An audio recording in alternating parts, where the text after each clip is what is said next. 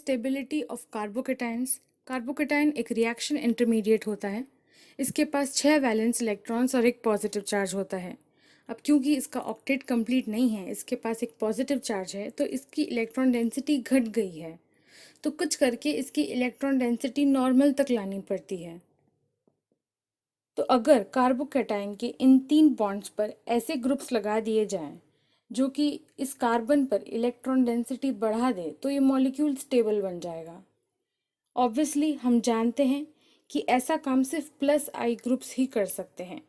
Plus आई groups electrons को खुद से दूर धकेलते हैं, जिस वजह से इलेक्ट्रॉन्स आ जाएंगे कार्बन के पास और कार्बन की इलेक्ट्रॉन डेंसिटी नॉर्मल तक पहुंच जाएगी और फिर कार्बोकेटाइन एक स्टेबल कार्बोकेटाइन बन जाएगा।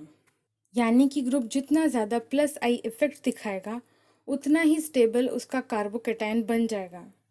लेकिन अगर इसका ऑपोजिट हो जाए, इन तीनों बॉन्ड्स पर कोई ऐसे ग्रुप आ जाए जो इलेक्ट्रॉन्स को इससे दूर ले जाए, जैसे कि माइनस आई ग्रुप्स, तो ऐसे में कार्बोकेटाइन एक अनस्टेबल कार्बोकेटाइन बन जाता है।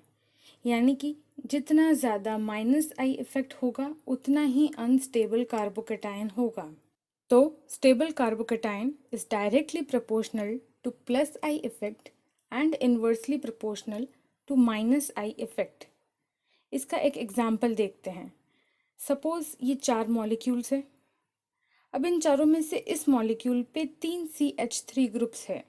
CH3 groups plus I effect दिखाते हैं, यानी कि इलेक्ट्रॉन्स को खुद से दूर धकेलेंगे, जिस वजह से इस पॉजिटिवली चार्ज्ड कार्बन पे इलेक्ट्रॉन डेंसिटी बढ़ जाएगी और ये एक स्टेबल कार्बोकेटाइन बन जाएगा। लेकिन अगर इस मॉलिक्यूल को देखें तो इसमें एक भी प्लस आई ग्रुप नहीं है, तो ये अनस्टेबल का अनस्टेबल ही रहेगा। अगर इसके कंपैरिजन में इस मॉलिक्यूल को देखें तो इस पर 2 CH3 ग्रुप्स है, यानी कि 2 प्लस आई इफेक्ट। और अगर इसको देखें तो इस पर एक ही CH3 ग्रुप है, यानी कि एक बार ही प्लस आई इफेक्ट। तो इनमें से सबसे ज़्यादा स्टेबल ये होगा, उसके बाद ये और फिर सबसे अनस्टेबल ये होगा।